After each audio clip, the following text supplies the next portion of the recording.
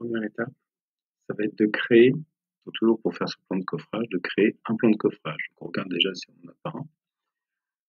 Donc dans les plans de coffrage, si je regarde, on a le plan de coffrage de niveau 1 brut. Moi, ce qui m'intéresse, c'est celui qui est le plus intéressant, celui où il y a la petite différence de niveau de plancher.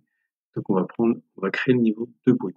Comme celui-ci, je vais faire vue, insérer, vue en plan.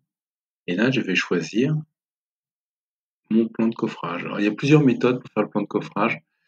On peut jouer sur les filtres, on peut jouer sur la plage de vue, on peut aussi faire le plan de coffrage en deux, c'est-à-dire traiter les impacts à part, qui est à mon avis le plus pratique. Nous, on va faire comme ça. On va choisir le niveau 2, faire le plan de coffrage du plancher haut niveau 2, et on vérifie qu'on est bien un plancher haut, c'est-à-dire j'ai mes porteurs du niveau 2 et le plancher du niveau 3, qui est bien décalé d'un centimètre. Ce niveau 2, je vais le renommer, je vais l'appeler plancher haut niveau 2, je vais l'appeler coffrage.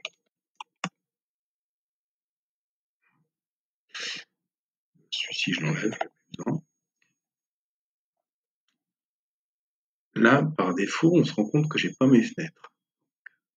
Soit c'est un problème de visibilité, soit c'est un problème de plage de vue. Le paramètre plage de vue n'est pas gelé dans le gabarit, puisque là on voit qu'il n'est pas grisé. Je peux le modifier ici, et effectivement, mon plan de coupe est à 2,30 m dans ma fenêtre. La lèche doit faire à peu près 1 mètre, donc couper à 1,30 m dans la fenêtre. Le niveau supérieur, là c'est le niveau acrotère 1. Pardon, niveau 3.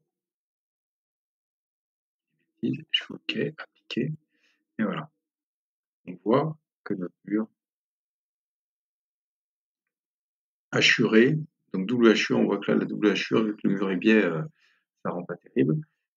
Et par définition, dans le coffrage, les murs ne doivent pas être grisés. Donc, je vais aller dans mon original, je vais taper mur, et j'ai rien, je regarde dans les filtres. Il n'y a rien. Pourquoi il m'a grisé ça, on verra ça après.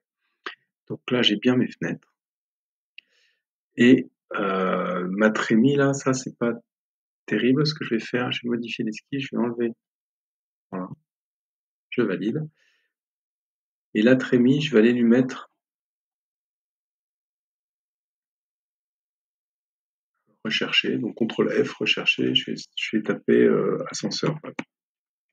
Comme si c'est voilà. Et je retrouve facilement le symbole d'ouverture de cage que j'ai créé. Ici. Ce que je fais, c'est que je vais aligner ça avec ça, ça, avec ce trait-là. Je l'ai pas voulu. Comme ça.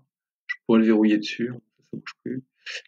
L'avantage de ce symbole, c'est qu'il ne gêne pas si jamais on avait une ouverture en L, ce qui n'est pas le cas ici, ben, il n'y aurait pas de souci. Et bon, il suffit de mettre l'ombre du côté où on veut. Tandis que si jamais on avait une ouverture en L, la croix est gênante, on ne sait pas trop ce que vient faire la diagonale, on ne sait pas trop comment passer la diagonale. Donc là, le symbole d'ouverture est mieux. L'inconvénient de ce symbole d'ouverture, c'est qu'il faut le reproduire à chaque niveau, pour chaque niveau. Voilà.